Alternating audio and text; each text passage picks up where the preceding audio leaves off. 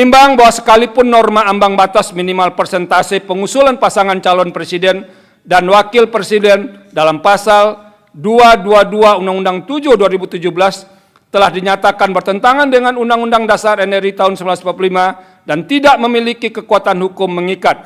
Sebagai negara yang memilih sistem presidensil, dalam praktek tumbuh dalam balutan model kepartaian majemuk atau multi-party system, tetap harus diperhitungkan potensi jumlah pasangan calon presiden dan wakil presiden sama dengan jumlah partai politik peserta pemilu. Dalam hal ini misalnya, jika partai politik peserta pemilu adalah 30, maka terbuka pula potensi terdapat 30 pasangan calon presiden dan wakil presiden yang diusulkan oleh partai politik peserta pemilu.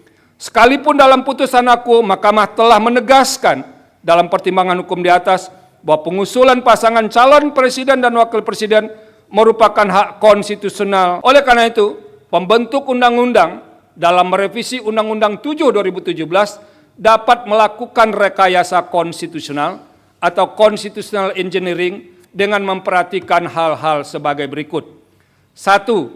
Semua partai politik peserta pemilu berhak mengusulkan pasangan calon presiden dan wakil presiden. 2.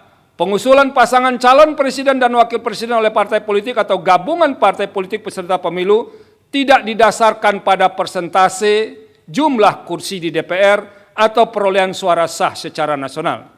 3. Dalam mengusulkan pasangan calon presiden dan wakil presiden, partai politik peserta pemilu dapat bergabung sepanjang gabungan partai politik peserta pemilu tersebut tidak menyebabkan dominasi partai politik atau gabungan partai politik sehingga menyebabkan terbatasnya pasangan calon presiden dan wakil presiden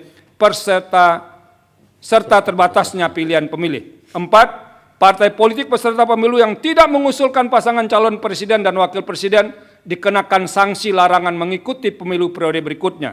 Dan yang kelima, perumusan rekayasa konstitusional dimaksud termasuk perubahan Undang-Undang 7 2017 melibatkan partisipasi semua pihak yang memiliki perhatian atau concern terhadap penyelenggaraan pemilu, termasuk partai politik yang tidak memperoleh kursi di DPR dengan menerapkan prinsip partisipasi publik yang bermakna, meaningful participation.